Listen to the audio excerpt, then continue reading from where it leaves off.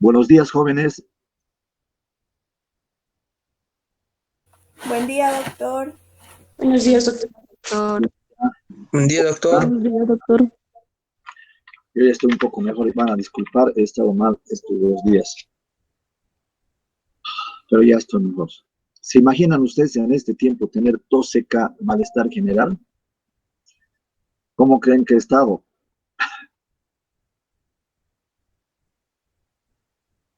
Preocupado, tal vez, doctor. Como que tal vez lógico. A ver, imagínate que tú empiezas a toser, tos seca, malestar general, y has salido a la calle, ¿qué pensarías? COVID-19, ¿sí?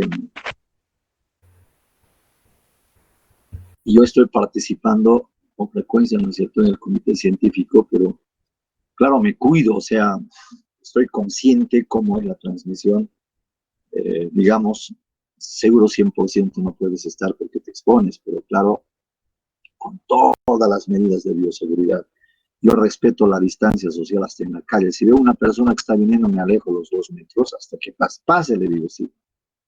Entonces, tenemos que cuidarnos, ¿sí?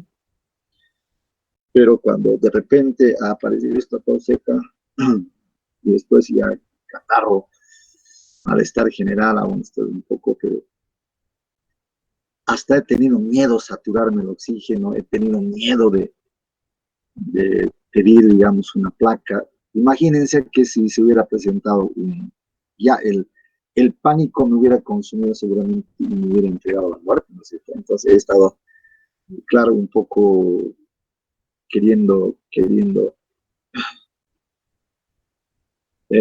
mantener la calma para no estresarme, etcétera. Entonces, y claro, un poco esperanzado también de que no fuera esto, ¿no?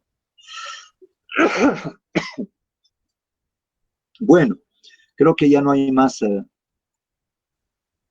alumnos, entonces, ¿en qué parte estábamos, jóvenes? ¿Quieren debatir? ¿Quieren avanzar? ¿Qué quieren hacer? A ver, un poco me he desorganizado eh, estos 2 días últimos.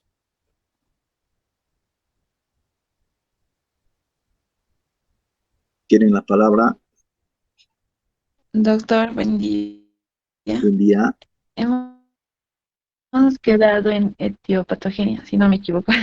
Nos hablaba que hay 4 serotipos actuar y un serotipo 5 Creo que ya que hemos hecho la causaría el clínica. dengue hemorrágico.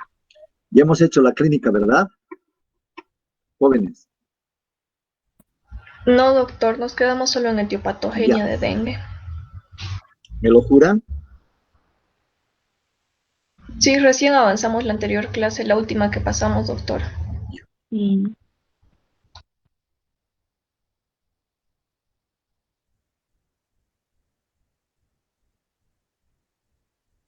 Yo no sé cómo se ha colado esta imagen.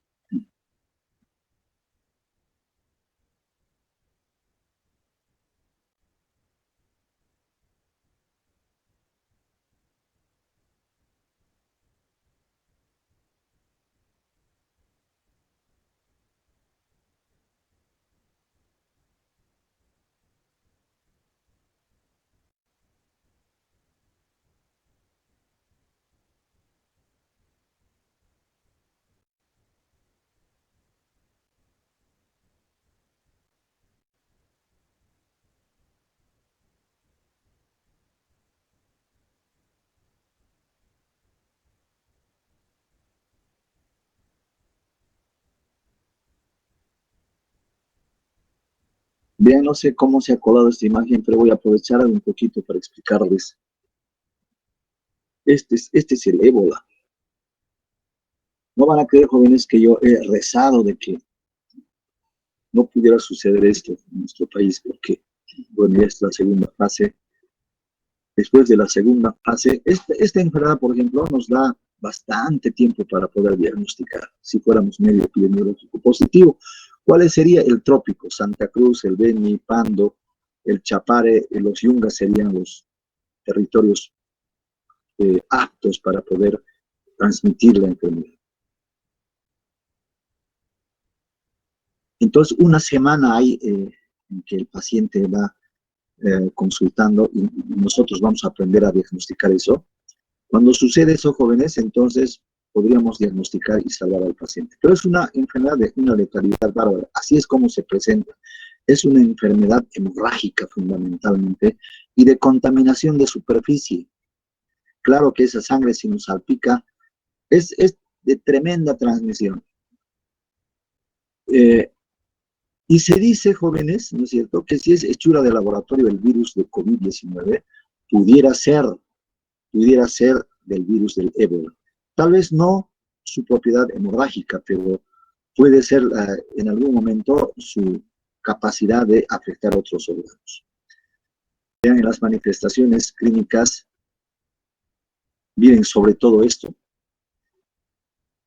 Por efectos directos del virus y el proceso fisiopatológico de estos pacientes, destruye con particular gravedad el tejido conectivo. Vean, se destruye el tejido conectivo como gelatina. Vean, ahí está en la autopsia. Eso es lo que han dicho los patólogos.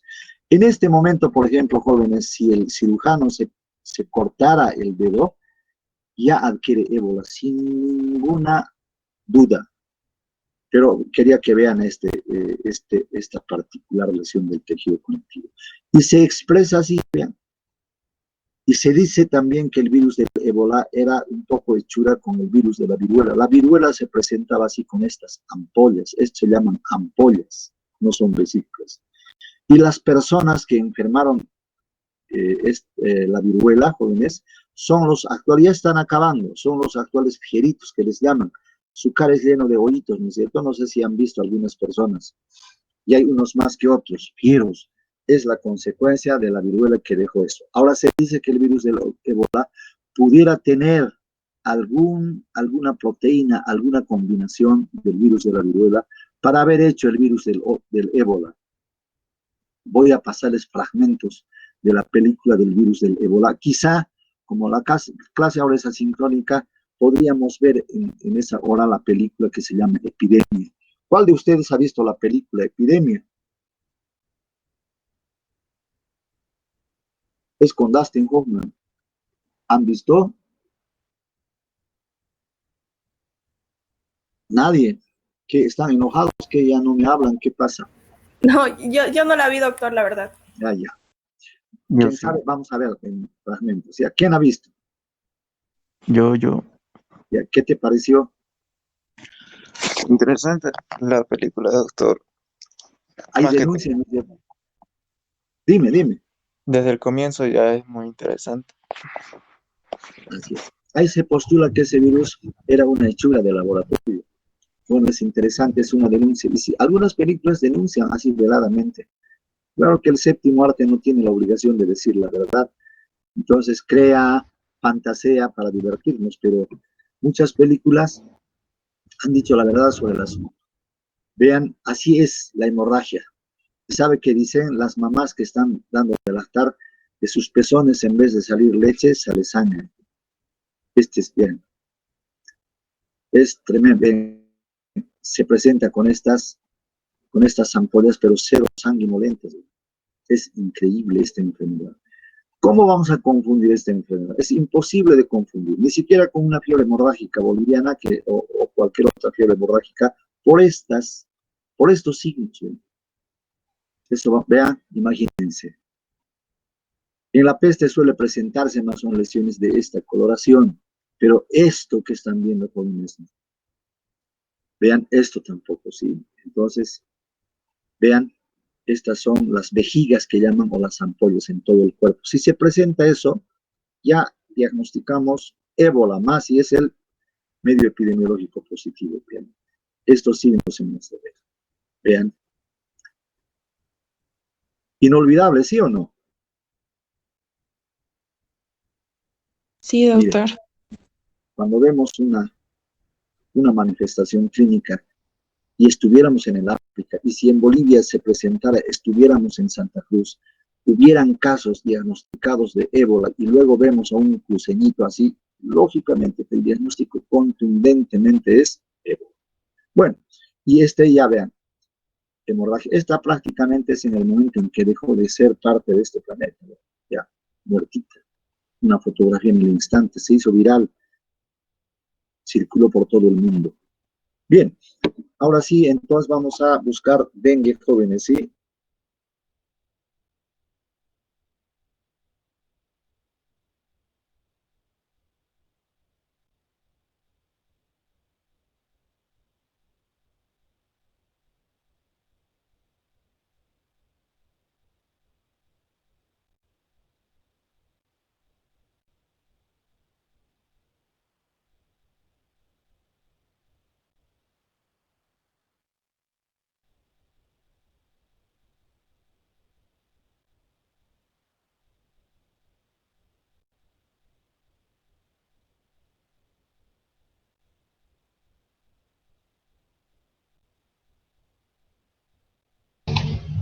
Doctor, buen día.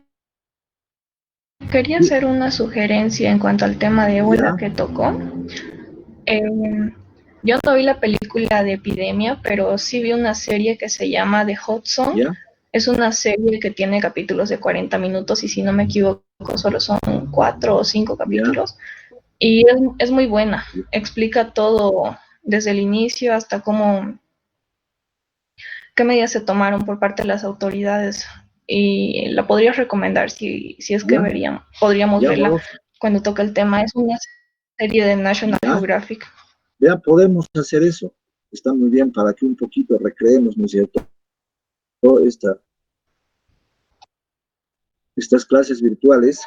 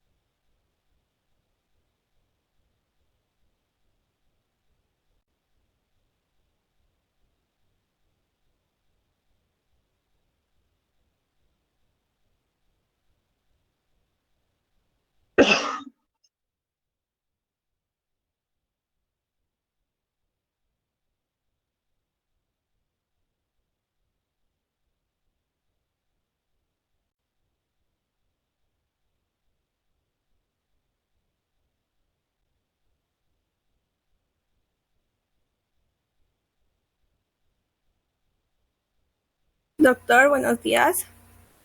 Hola, amorosa, perdón. Para hablar, No estoy pudiendo.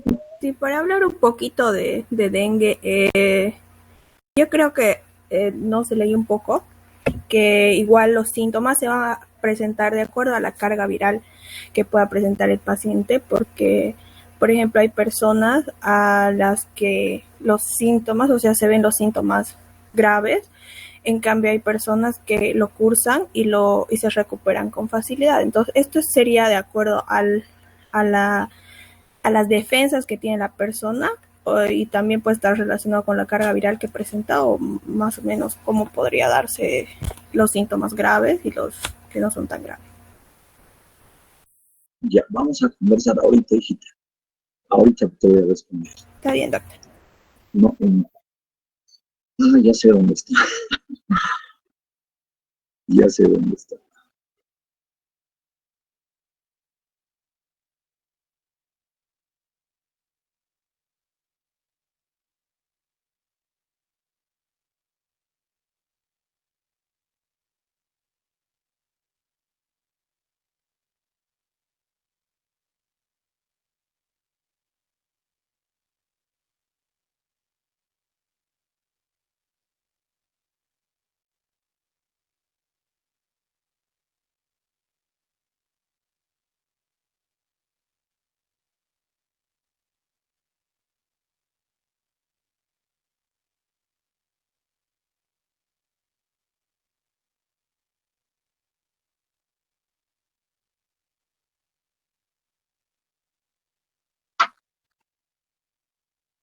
Favorito. Claro que sí.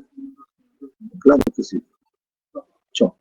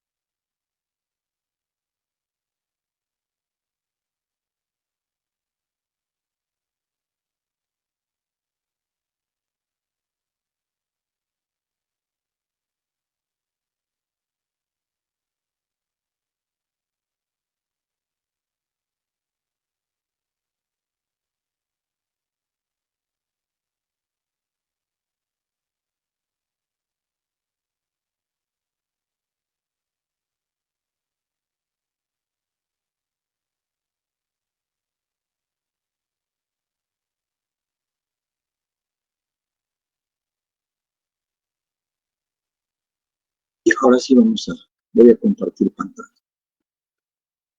Ah, ya estaba compartiendo, ¿no? La pantalla. Ya, entonces, aquí está. Sí, doctor. Ya. ¿Ven la pantalla? Sí, doctor. Sí, Ya. Muy bien, entonces vamos a agrandarla. Estábamos, me han dicho, en tipos de agente causal. Seguramente acá.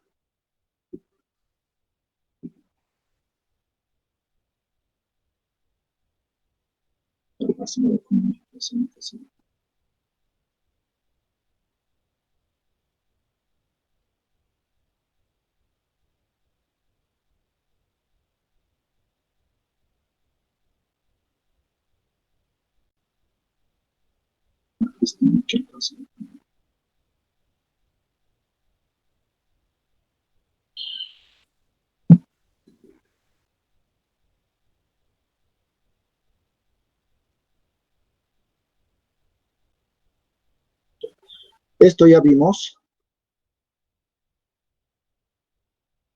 jóvenes. Esta diapositiva ya vimos. No, Hola. No, doctor. doctor, no lo vimos aún. Ya. Entonces vamos a empezar de acá.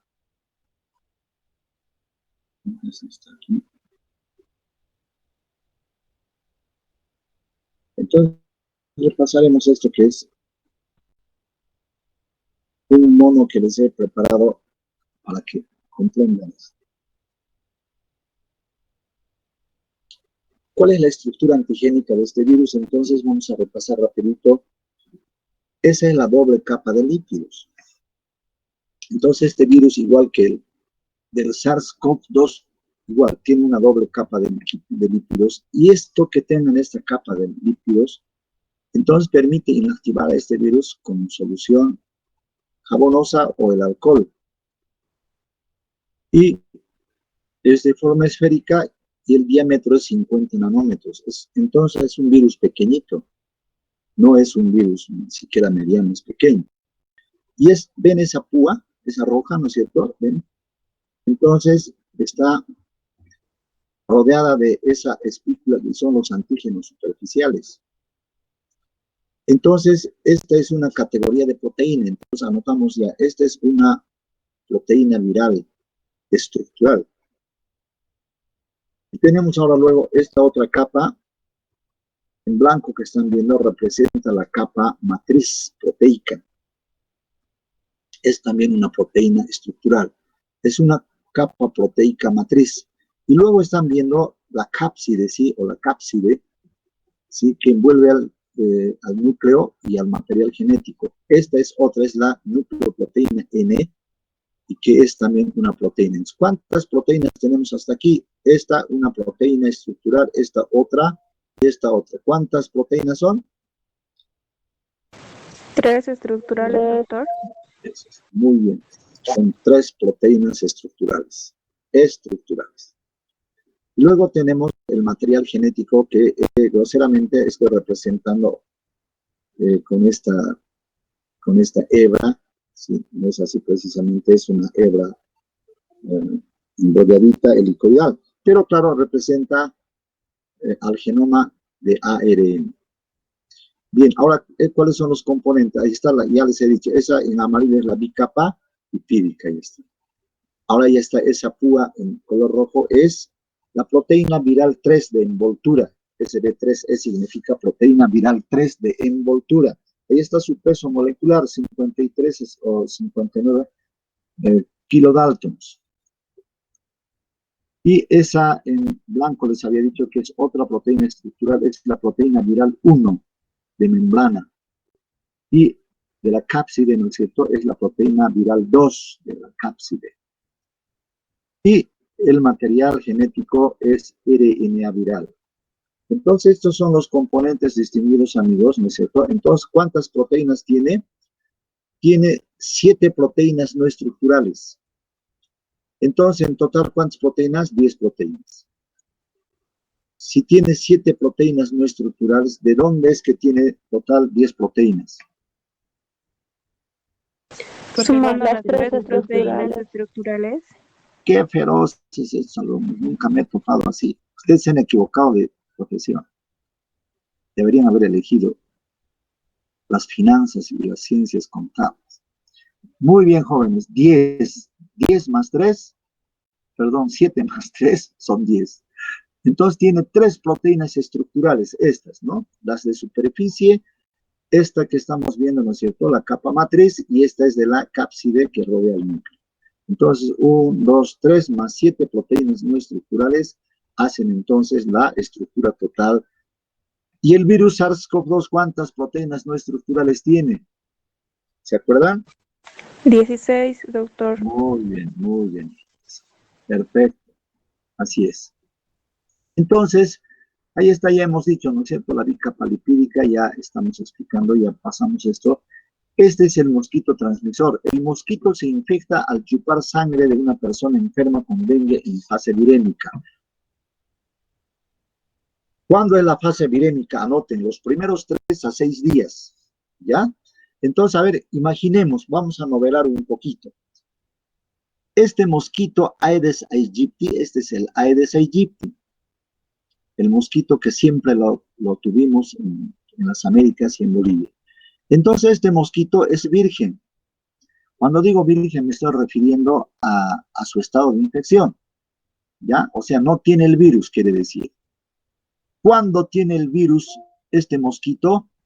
Cuando chupa sangre a una enferma. Esta es la piel de una persona enferma en cuya sangre periférica está circulando el virus de los primeros 3 a 6 días con más seguridad. Entonces, este mosquito queda sano, sobre todo el mosquito hembra. El macho es bonito, como todos los hombres siempre somos, ¿no es cierto? No liba las flores, a ver, imagínense.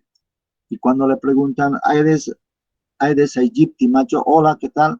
¿Por qué tú libas las flores? No quiero hacer daño a nadie. Debe contestar. En cambio, la hembrita, felizmente, es picosa, ¿no es cierto? Es tremendamente malita. Y entonces dice, ¿por qué chupa sangre? Entonces necesito esas proteínas porque voy a tener mi progenie y voy a transmitir la fiebre amarilla, el dengue, en fin, nos contestaría así. Bueno, la verdad es que solo la hembra se alimenta de sangre.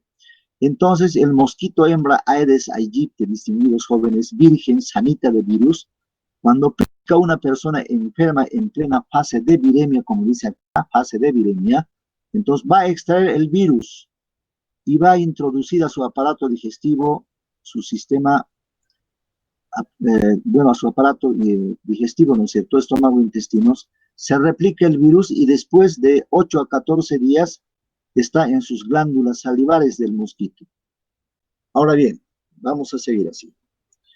El virus se replica entonces en el intestino del mosquito, ¿no es cierto?, y será infectante al cabo de 8 a 14 días. Esto es una pregunta de examen. El mosquito va a estar en capacidad de infectar cuando pasa estos 8 o 14 días posteriores a esta picadura que está haciendo. El virus se transmite con la saliva del mosquito cuando pica a una persona sana. Bien, cuando ya se infecta, entonces este mosquito, ahora analizaremos, jóvenes. Este mosquito ya picó a una persona enferma, ya introdujo el virus. Y cuando este mosquito Aedes aegypti hembra pique, en este caso a una persona sana, a través de su saliva, ¿no es cierto?, va desde las glándulas salivares, va a inyectar y va a introducir virus. ¿Hasta ahí entendieron? Sí, doctor. Sí, doctor. Ya, ahora una pregunta les voy a hacer a ustedes, jóvenes. El mosquito ha picado ayer en la tarde y ha encontrado a una persona al día siguiente, pongámosle a las 5 de la tarde, le ha picado. ¿Sí? ¿Transmite la enfermedad? No, doctor. No, Tiene No, que doctor. pasar de 8 a 14 días para recién poder infectar.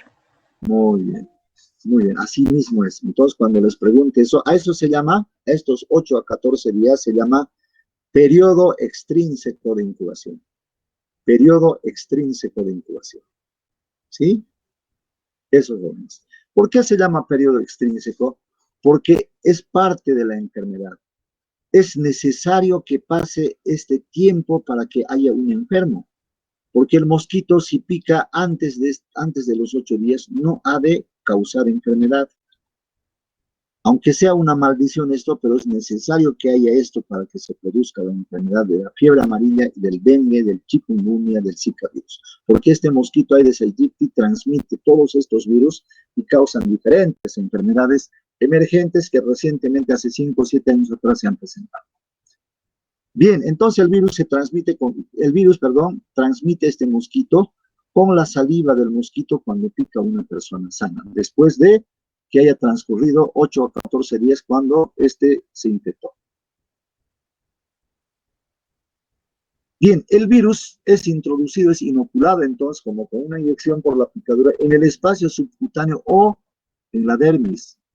Ahí comienza la replicación, una primera replicación, en el mismo sitio de inoculación, en las células del sistema retículo endotelial, y aquí están los fibroblastos. Luego prosigue la segunda réplica en los ganglios linfáticos.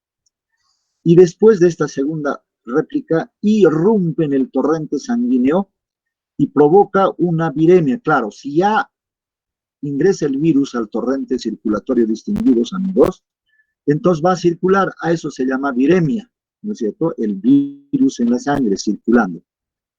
Previamente al cuadro clínico y persiste durante unos 3 días nada más. O sea, ¿cuánto dura la viremia? Poquito tiempo. De 1 día, 3 días, máxime 6 días. Entonces, ¿qué importancia tendrá el hecho de que el virus está circulando, pero solo lo hace con bastante intensidad el primer día y el día 3, y exagerando los 6 días? ¿Para qué sirve conocer esto? Tienen la palabra. ¿Para qué servirá conocer que el virus solo está 1 a 3 días en la sangre o máximo 6 días? ¿Para qué sirve conocer este dato? Ese sería el tiempo en el cual, si un mosquito le pica, el mosquito se va a contagiar, doctor. Bueno, ya hemos hablado, claro, en esta fase de 1 a 3 días o máximo los 6 días de viremia, si un mosquito virgen Aedes aegypti hembra pica, se va a infectar el mosquito. Pero yo diría a mí, ¿qué me está importando que se infecten millones de mosquitos? Claro, va a transmitir, ¿no es cierto? Pero ¿para qué más me serviría? Para Para tener detectarlo en sangre. Sí. A ver, una sola persona, a ver, y después van a hablar los dos. A ver, el varón primero. Doctor, para la aparición de síntomas en el paciente. A ver qué dice la damita. Para tener cuidados con ese paciente, doctor, ya que el virus está en la sangre y si se le realiza cualquier punción o algo, la otra persona debe tener ese cuidado. Bien, pero ¿para qué más? Algo más importante. Doctor. ¿Para qué sería? Sí, Para dígame, detectarlo en la sangre, doctor, ¿cómo lo detectarías? Mediante mediante una prueba. prueba. ¿Qué prueba? Hemograma. No. Para detectar en la sangre, doctor, a través de un... IgM, doctor. Una prueba. A ver, ¿qué hacemos con la sangre habitualmente? Para Cuando cultivar, queremos doctor. ¿Ah? para poder hacer cultivo, para Muy determinar. bien, eso, jóvenes, ¿sí? Ya, eso. Repíteles fuerte, queridos compañeros, sirve para eso, diles, a ver. Bueno, en este periodo de tiempo, la extracción de sangre sirve para poder realizar el cultivo y determinar la presencia del virus en la sangre. A ver, ahora se los ilustro con más contundencia, jóvenes, ¿sí?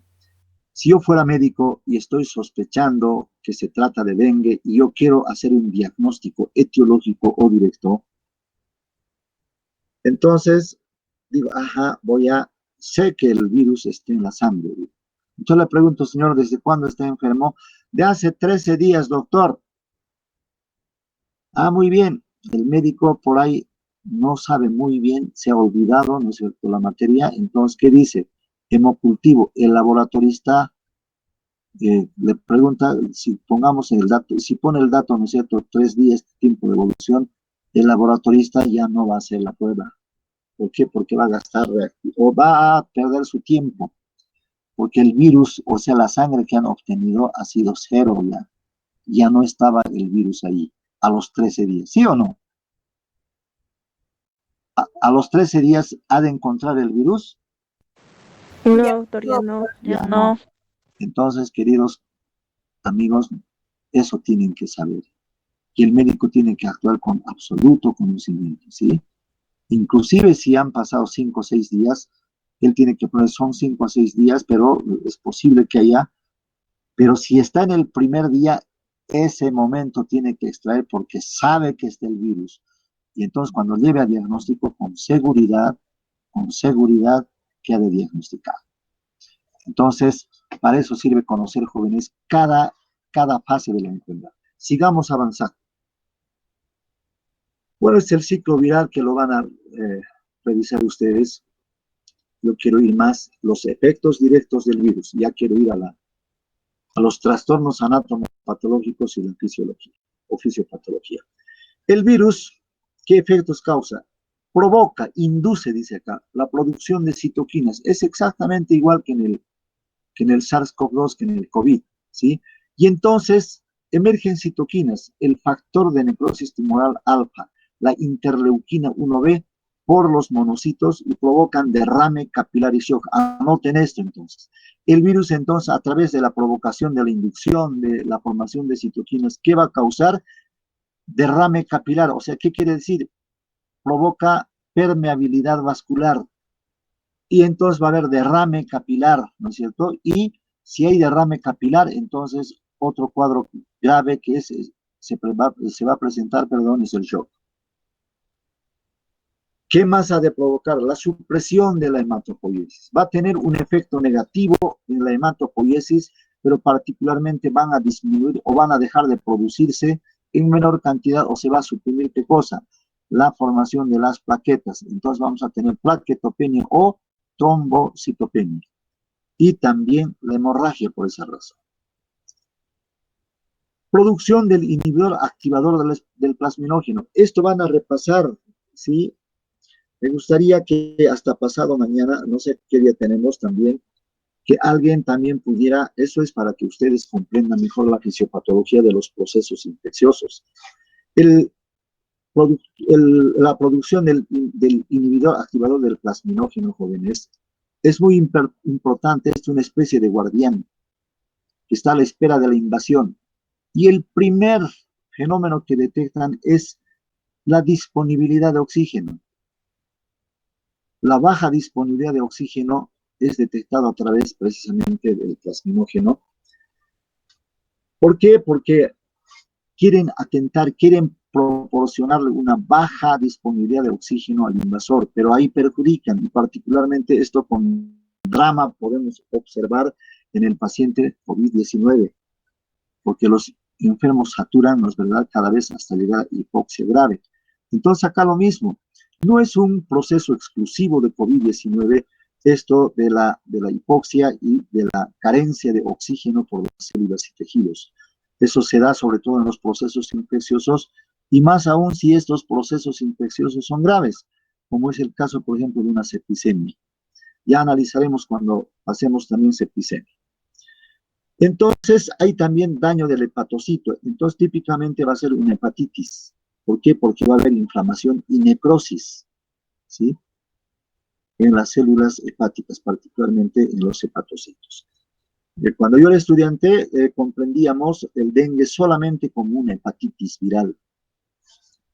Por el tropismo, que nos decía nuestro profesor, es exclusivo, el virus es hepatótropo, nos decía.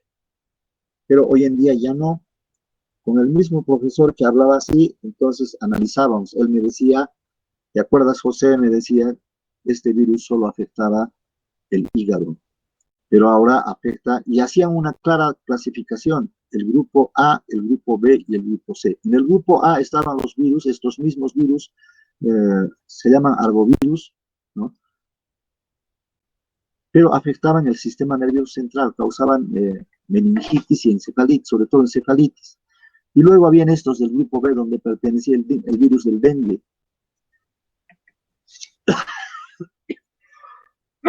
Perdón.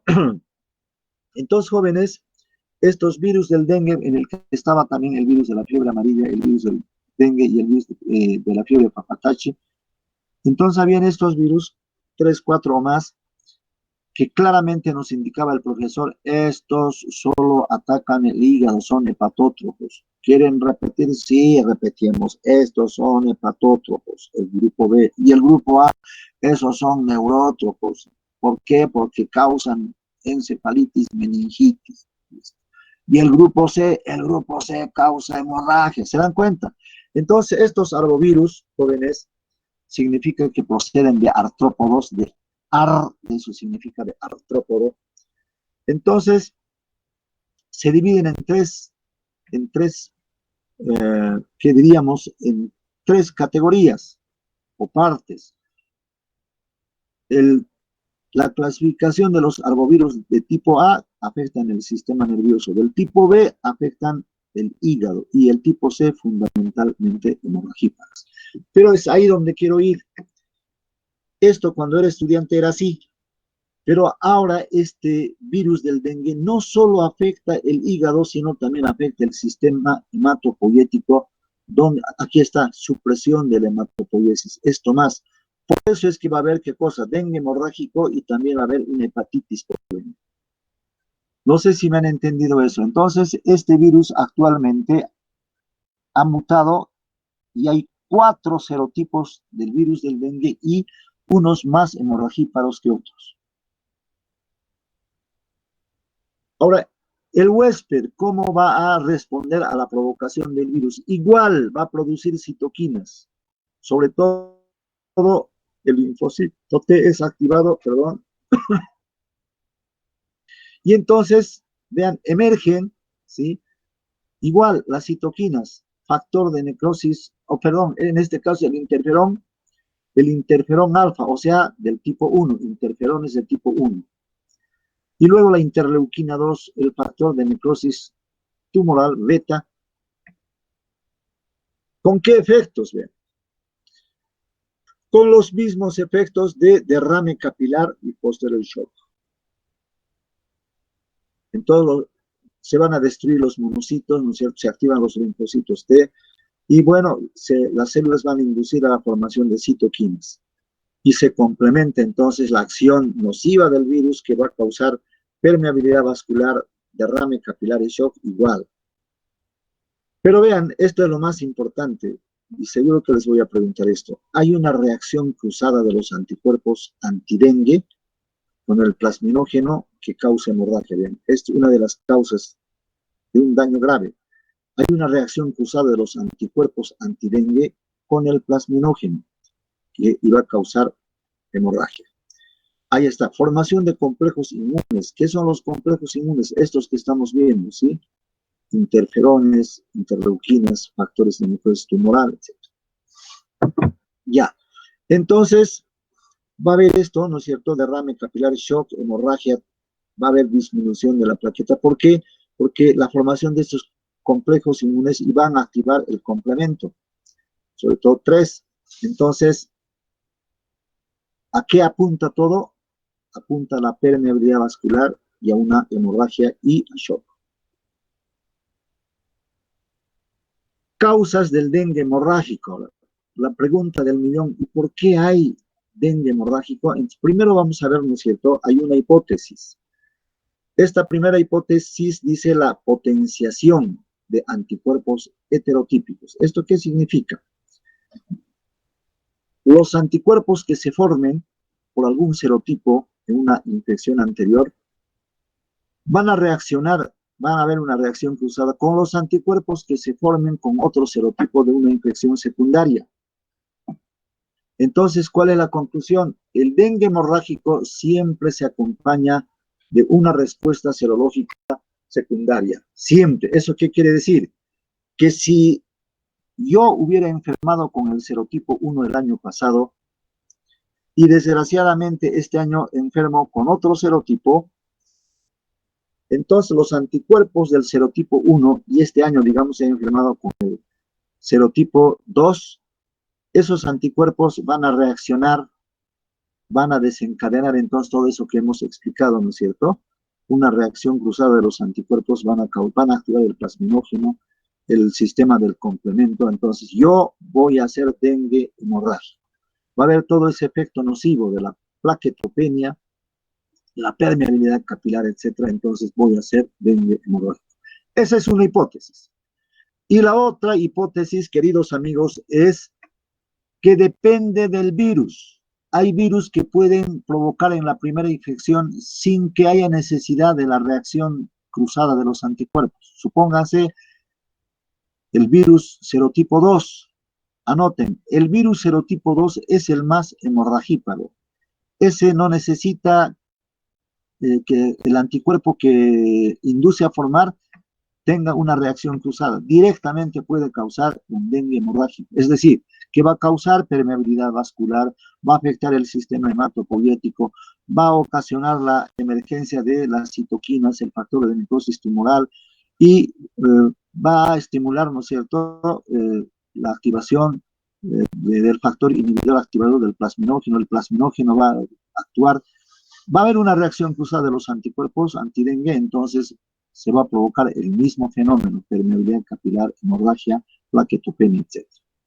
Entonces hay dos teorías, ¿no es cierto? Entonces depende de la virulencia del virus y también depende de las infecciones repetidas. Así hablaremos.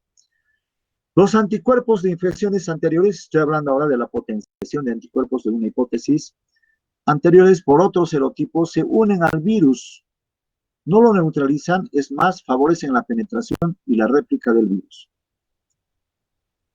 El contacto se establece con el fagocito mononuclear mediante los receptores para la fracción cristalizable del anticuerpo. Esta nos está explicando el modo. Las células liberan factores solubles, se activa el complemento y la tromboplastina. Entonces, en esta hipótesis está toda esta fase fisiopatológica pasando de la manera como les estoy explicando. Bien. Eso es lo que justificaría, pero aquí me gustaría, a ver, vamos a intentar con una nueva diapositiva complementar, no sé por qué se ha debido borrar. Vamos a una nueva diapositiva.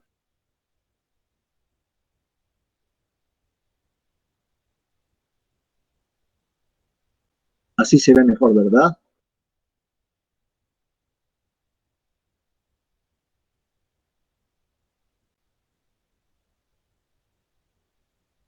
Ya, entonces, aquí está entonces,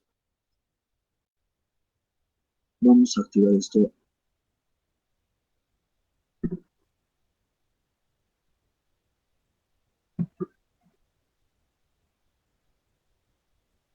Serotipo 1.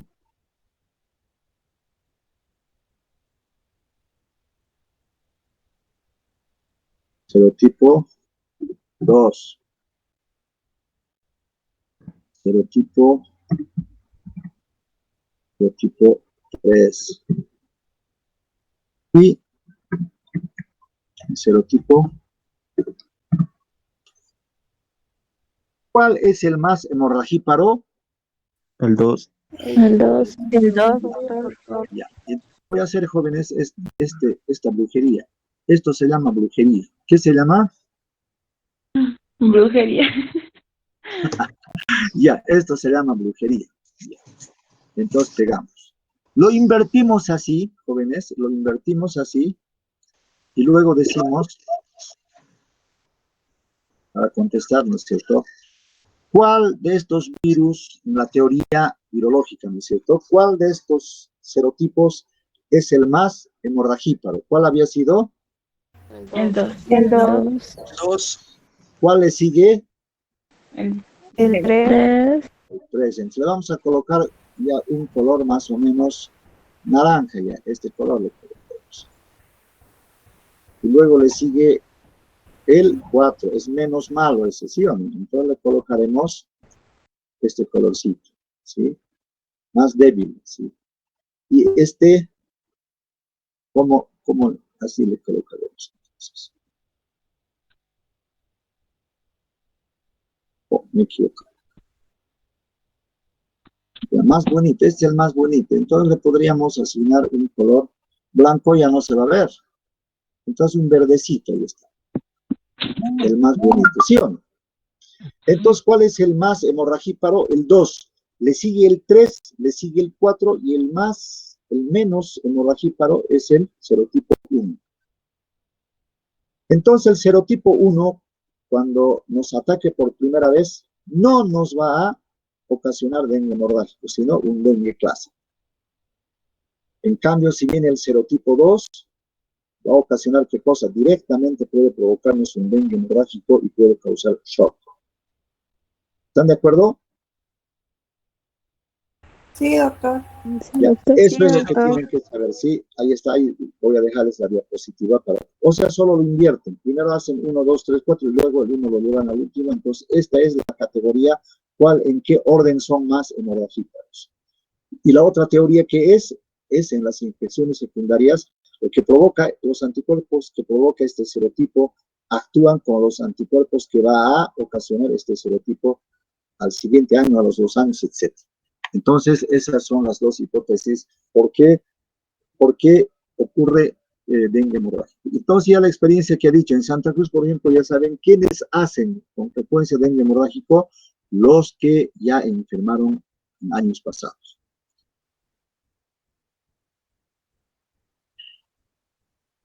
Bien, la epidemiología. ¿Qué vamos a decir con respecto a la epidemiología?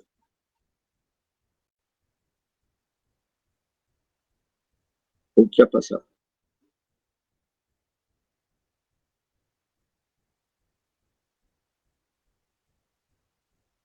Doctor, ¿Sí? algunas personas tienen práctica a las 9. Ah, ya. ¿Qué hora tienen? Bueno, yo tengo 9 menos 2 minutos. Menos 3. Ya, entonces, ya aquí quedamos que dice epidemiología, ¿no es cierto? Está bien, Entonces doctor. váyanse con la tarea y que les vaya bien. ¿Y cómo están haciendo sus prácticas? ¿Ah? Tienen que participar. ¿Están participando? Ah, sí, sí. Ya. Bueno, hasta luego, jóvenes. Mañana nos vemos. O cuando será la clase. Mañana. Mañana, doctor. Hasta luego, hasta luego. mañana, doctor. Pórtense bien. Hasta luego, doctor. Hasta luego. Cuida, Hasta luego, doctor. doctor. Ya, muchas gracias.